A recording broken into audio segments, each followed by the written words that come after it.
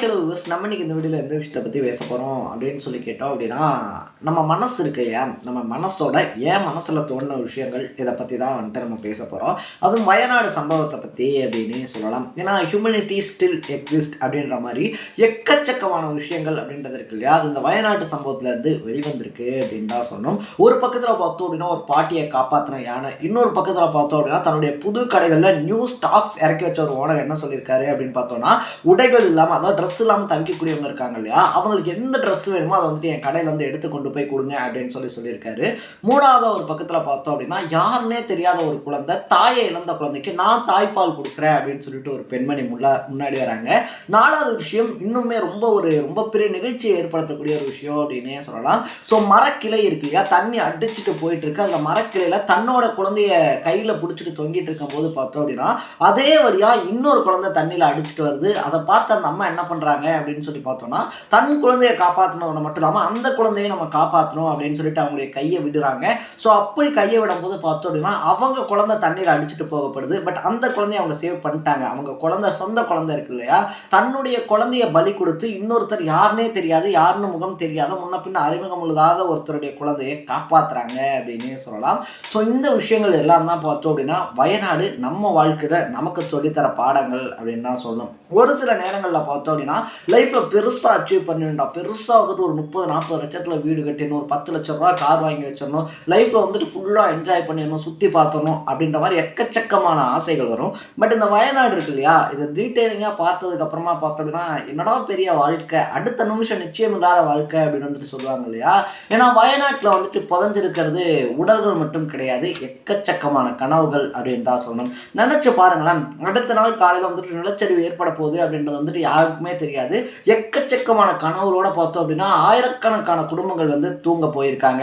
எழுந்து பார்த்தா அவங்க இத்தனை வருஷமாக சம்பாரிச்சு லோன் போட்டோ, இல்லை கடன் வாங்கியோ, நிறைய அடமானம் வச்சோ, பையன் சம்பாரிச்சதோ, பொண்ணு சம்பாரிச்சதோ, இல்லை ஃபேமிலியாக சம்பாரிச்சோ, தனக்குன்னு ஒரு வீடு இருக்கணும்னு சொல்லி இடம் வாங்கி கட்டின வீடு காலையில் எந்திரிச்சு பார்க்கும்போது கிடையாது. நம்ம வெளியே போகிறோம் அப்படின்னா ஒரு கார் வேணும் அப்படின்னு சொல்லிட்டு எந்த கார், நல்ல கார் எது, மைலேஜ் நல்லா தரும், எது வந்துட்டு ஃபேமிலியில் 7 பேர் போகிறதுக்கு நல்லா இருக்கும், 6 பேர் போகிறதுக்கு நல்லா இருக்கும், எது லாங் டிரைவுக்கு நல்லா இருக்கும் அப்படின்னு சொல்லிட்டு பார்த்து வாங்கின கார் அடுத்த நாள் காலையில் இல்லை. தன்னுடைய மகனை வந்துட்டு டாக்டர் ஆக்கணும், இன்ஜினியர் ஆக்கணும், வக்கீல் ஆக்கணும், தன்னுடைய பையன் வந்துட்டு பேர் சொன்னால் தெரிகிற அளவுக்கு கேரளாலேயே பெரிய ஆளாக வரணும் அப்படின்னு சொல்லி எக்கச்சக்கமான கனவுகளோட தூங்க போன அப்பா அம்மா அடுத்த நாள் இல்லை. தன்னுடைய அப்பா அம்மா வந்துட்டு நல்லா வந்து வச்சிடணும், நம்ம வந்துட்டு கஷ்டப்பட்டு இவ்வளோ தூரம் படிக்க வைக்கிறாங்க, நம்ம நல்லா படித்து மேலே வந்துட்டு அவங்கள மேலே கொண்டு வந்து வச்சிடணும் அப்படின்னு சொல்லி நினச்ச குழந்தைகள் அடுத்த நாள் இல்லை.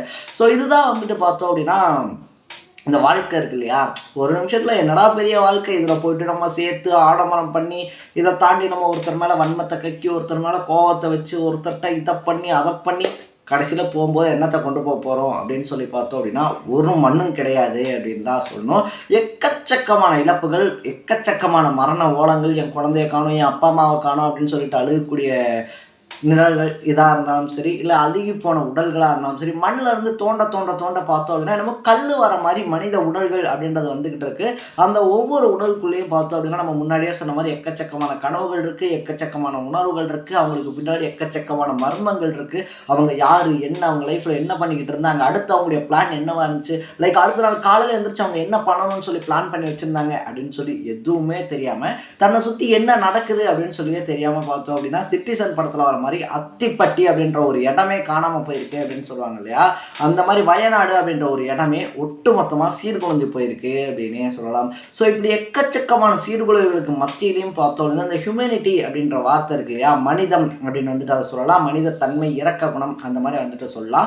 ஸோ இது வந்துட்டு பார்த்தோம் அப்படின்னா மனுஷங்களுக்கு மட்டும் இல்லை மிருகங்களுக்கும் இருக்கு அப்படின்னு சொல்லி ஒரு யானை இருக்கு இல்லையா, அது வந்துட்டு பண்ணியிருக்கக்கூடிய விஷயம் அப்படின்றது நிகழ்ச்சியினுடைய உச்சம் அப்படின்னு தான் சொல்லணும். ஏன்னா சுஜாதா அப்படின்னு சொல்லக்கூடிய ஒரு பாட்டி என்ன பண்றாங்க அப்படின்னு சொல்லி பார்த்தோம் அப்படின்னா அவங்க பேத்தியோட வந்துட்டு வீட்டில் இருக்காங்க, மழையெல்லாம் பெய்யுது, நிலச்சரிவுகள்லாம் வர ஆரம்பிக்குது, அதை அவங்களால உணர முடியுது.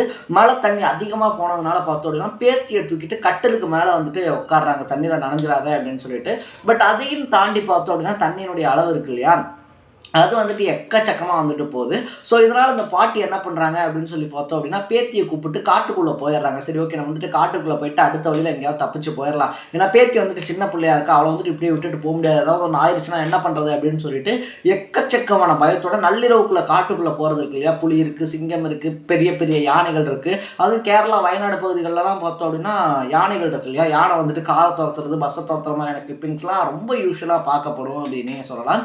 ஸோ அப்படி ஒரு நட்ட ராத்திரியில பார்த்தோம் அப்படின்னா அந்த குழந்தைய கூப்பிட்டு நடு காட்டுக்குள்ள போறாங்க. அப்படி காட்டுக்குள்ள போகும்போது பார்த்தோம் அப்படின்னா அவங்க எக்ஸ்பெக்ட் பண்ண மாதிரி ஒரு ரொம்ப பெரிய யானை கூட்டம் அப்படின்றத அவங்களை நோக்கி வந்துச்சு அப்படின்னு சொல்றாங்க. அந்த யானை கூட்டம் வந்ததுக்கு அப்புறமா பார்த்தோம் அப்படின்னா அந்த சுஜாதா பாட்டி இருக்காங்க இல்லையா, நான் வந்துட்டு அந்த யானை கிட்ட கையெடுத்து கும்பிட்டேன். நாங்கள் ஆல்ரெடி பார்த்தோம் அப்படின்னா ஒரு ரொம்ப பெரிய பிரச்சனையில இருந்து தப்பிச்சு வந்திருக்கோம், தயவு செஞ்சு எங்களை ஒன்றும் பண்ணிடாத அப்படின்னு சொல்லிட்டு நான் கையெடுத்து கும்பிட்டேன். அந்த யானை வந்துட்டு பார்த்தோம் அப்படின்னா திடீர்னு அழுக ஆரம்பிச்சிருச்சு அப்படின்ற மாதிரி சொல்றாங்க. அதோட மட்டும் இல்லாமல் பார்த்தோம் அப்படின்னா அடுத்த நாள் காலையில், அதாவது ஒரு நாள் மிட் நைட்டில் வந்துட்டு பார்த்தோம் அப்படின்னா அந்த யானை கிட்ட அவங்க மாட்டுறாங்க. அந்த யானை அவங்களை ஏதாவது பண்ணிடுமோ அப்படின்னு சொல்லி பயத்தோடு இருக்கும்போது பார்த்தோம் அப்படின்னா அந்த யானை அவங்களை அரவணைக்குது அப்படின்னே சொல்லலாம். இன்கேஸ் அந்த யானை அங்கேருந்து போயிருந்துச்சு அப்படின்னா அவங்களுக்கு என்ன வேணாலும் ஆயிருக்கலாம். பின்னாடி இன்னொரு யானை வந்து தாக்கியிருக்கலாம், இல்லை புலி, சிங்கம் அந்த மாதிரி ஏதாவது ஒன்று வந்து தாக்கியிருக்கலாம். அதுக்கான வாய்ப்புகளும் எக்கச்சக்கமாக இருக்குது நள்ளிரவுன்றதுனால. பட் அந்த யானை என்ன பண்ணுச்சு அப்படின்னு சொல்லி கேட்டோம்னா அடுத்த நாள் ஆட்கள் வந்து அவங்களை காப்பாற்றுற வரைக்கும் அவங்களுக்கு அரவணைப்பாக அங்கே நின்றுருக்கு அப்படின்னே சொல்லலாம்.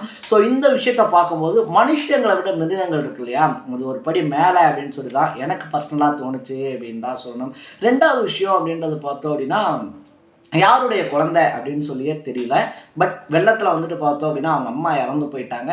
இன்னொரு குழந்தைக்கு வந்துட்டு போய் தாய்ப்பால் கொடுக்கறது அப்படின்றது இருக்கு இல்லையா, இதெல்லாம் வந்துட்டு பார்த்தோம் அப்படின்னா இதெல்லாம் என்னப்பா விஷயம் அப்படின்னு சொல்லி கேட்கறதுக்கு ஈஸி. பட் அந்த சுச்சுவேஷனில் போகிறது இருக்கு இல்லையா, அந்த குழந்தை வந்துட்டு பசியில் இருந்துகிட்டு இருக்கு. அது ஏன் குழந்தை உன் குழந்தை அப்படின்றத தாண்டி அது யாருடைய குழந்தை அப்படின்றதே தெரியல. அந்த குழந்தைக்கு பசி, இப்போ அந்த நேரத்தில் அந்த குழந்தையினுடைய பசி இருக்கு இல்லையா, அதை வந்துட்டு நான் ஆற்றணும் அப்படின்னு சொல்லிட்டு பார்த்தோன்னா ஒரு பெண்மணி, அது ஒரு இளம் தாய் அப்படின்னே சொல்லலாம், அந்த குழந்தைக்கு நான் பால் கொடுக்குறேன் அப்படின்னு சொல்லிட்டு பால் கொடுக்குறாங்க. ஸோ இதுவும் வந்துட்டு பார்த்தோம் அப்படின்னா மனிதத்தினுடைய உச்சம் அப்படின்னு தான் சொல்லணும். இன்னொரு பக்கத்தில் பிஸ்னஸ் அப்படின்றது வந்துருச்சு அப்படின்னா எல்லாருமே எப்படி கோடி கோடியாக சம்பாதிக்கலாம், அடுத்து வந்துட்டு நம்முடைய பிஸ்னஸ் இருக்கு இல்லையா அதை எப்படி எக்ஸ்டெண்ட் பண்ணலாம், எலாபரேட் பண்ணலாம், அடுத்த கட்டத்துக்கு எப்படி போகிறது அப்படின்ற மாதிரி எக்கச்சக்கமான ஐடியாஸோடு இருக்கும்போது கேரளாவில் இருக்கக்கூடிய ஒரு துணிக்கடையினுடைய உரிமையாளர் என்ன பண்ணுறாரு அப்படின்னு சொல்லி பார்த்தோம்னா அவ்வளோதான், ஒரு தலைமுறையே வாழ்க்கையை இழந்துட்டாங்க. நீ அவங்களுக்கு அடுத்து என்ன பண்ணுறது, எங்கே போகிறது, எப்படி லைஃப்பை மூவ் பண்ணுறது அப்படின்ற ஒரு பாயிண்ட் ஆஃப் வியூவே கிடையாது. என்ன பண்ண போகிறோம் அப்படின்ற ஒரு பாயிண்ட் ஆஃப் வியூவும் கிடையாது. ஸோ இந்த மாதிரியான சுச்சுவேஷனில் நான் பணத்தை வச்சு என்ன பண்ண போகிறேன், நான் போயிட்டு நீ யார்கிட்ட ட்ரெஸ்ஸை விற்க போகிறேன், எல்லாரும் இறந்தே போயிட்டாங்க. அந்த ஊருக்குள்ளே இருந்தக்கூடிய கிட்டத்தட்ட ஒரு 200 குடும்பங்கள் நாசமாக போயிடுச்சு. இதுக்கப்புறம் என் துணி விற்றா என்ன, விற்காட்டி என்ன, இந்த மாதிரியான சுச்சுவேஷனில் நான் சுயநலமாக யோசிக்கணுமா அப்படின்னு சொல்லி யோசிச்சு என்ன பண்ணுறாரு அப்படின்னு பார்த்தோன்னா என் கம்பெனியில் எக்கச்சக்கமான நியூ ஸ்டாக்ஸ் இருக்குது. அந்த ஸ்டாக்ஸ்லாம் இன்னும் ஓப்பன் கூட பண்ணல, தீபாவளி பொங்கல் இருக்கு இல்லையா, இதுக்காக வாங்கப்பட்ட ஸ்டாக்ஸ் அப்படின்னு வந்து சொல்கிறாங்க. அந்த நியூ ஸ்டாக்ஸில் யார் யாருக்கு எது எது செட் ஆகுமோ, யார் யாருக்கு எது எது தேவைப்படுமோ எதை வேணாலும் எடுத்துக்கங்க அப்படின்னு சொல்லி அனௌன்ஸ் பண்ணுறாரு. இதுவுமே பார்த்தோம் அப்படின்னா உடைமைகளை இழந்து அடுத்த வேலை போகிறதுக்கு ட்ரெஸ்ஸு, மாற்று ட்ரெஸ் இருக்கு இல்லையா, அது கூட இல்லாமல் நின்றுக்கிட்டு இருக்கக்கூடிய குழந்தைகளுக்காக இருந்தாலும் சரி, பெண்களுக்காக இருந்தாலும் சரி, வயசானவங்களுக்காக இருந்தாலும் சரி ரொம்ப பெரிய பேருதவியாக இருக்குது அப்படின்னு தான் சொல்லணும். ஸோ இது வந்துட்டு ஒரு ரொம்ப பெரிய கோர விபத்து, பேரிழப்பு தான். ஏன்னா இயற்கைக்கு முன்னாடி நம்ம என்ன பண்ணோம்னாலும் யாராக இருந்தாலுமே, அது தமிழ்நாட்டில் இருக்கக்கூடிய சென்னையாக இருந்தாலும் சரி, கேரளாவில் இருக்கக்கூடிய வயநாடாக இருந்தாலும் சரி, இல்லை உத்தரப்பிரதேசில் இருக்கக்கூடிய பகுதியாக இருந்தாலும் சரி, இந்தியாவில் இருக்கக்கூடிய எந்த மூலையில் இருக்கக்கூடிய பகுதியாக இருந்தாலும் சரி, இயற்கைக்கு முன்னாடி நம்ம ஏதாவது பண்ண முடியுமா அப்படின்னு சொல்லி கேட்டோம்னா கண்டிப்பாக முடியாது அப்படின்றது நம்மள எல்லாருக்குமே தெரிஞ்ச ஒரு விஷயம்தான். பட் இயற்கை பண்ணக்கூடிய ஒரு பேரழிவுக்கு பின்னாடி நடக்கக்கூடிய இந்த மனித மாற்றங்கள், மனுஷனுக்குள்ளே ஏற்படக்கூடிய அந்த ஒரு உணர்வு இருக்கு இல்லையா, என்னடா பெரிய பணம் அப்படின்னு சொல்லிட்டு பண்ணக்கூடிய விஷயங்கள் இருக்கு இல்லையா, அதுதான் இன்னும் இந்த சமுதாயத்தையும் மனிதத்தையும் காப்பாற்றிக்கிட்டு இருக்கு அப்படின்னே நான் சொல்கிறேன். ஸோ இந்த விஷயத்தை பற்றி கண்டிப்பாக பேசி ஆகணும், பதிவு பண்ணி ஆகணும் அப்படின்னு சொல்லி எனக்கு பர்சனலாக தோணுச்சு. அதனால் இந்த விஷயத்தை பேசியிருக்கோம். இதே மாதிரி அப்பப்போ அப்டேட்டாக போயிட்டு இருக்கக்கூடிய விஷயங்கள், அது கரண்ட் அஃபேர்ஸாக இருந்தாலும் சரி, பாலிடிக்ஸாக இருந்தாலும் சரி, ஸ்போர்ட்ஸாக இருந்தாலும் சரி, இதே மாதிரி அப்பப்போ அப்டேட்டாக போயிட்டு இருக்கக்கூடிய விஷயங்களை நீங்கள் தொடர்ந்து தெரிஞ்சுக்கணும் அப்படின்னு ஆசைப்பட்டீங்கன்னா மறக்காமல் சேனலை சப்ஸ்கிரைப் பண்ணிக்கோங்க. நாளைக்கு இதே மாதிரி இன்னொரு இன்ட்ரெஸ்டிங்கான வீடியோட சந்திக்கலாம். தக்க பை பை.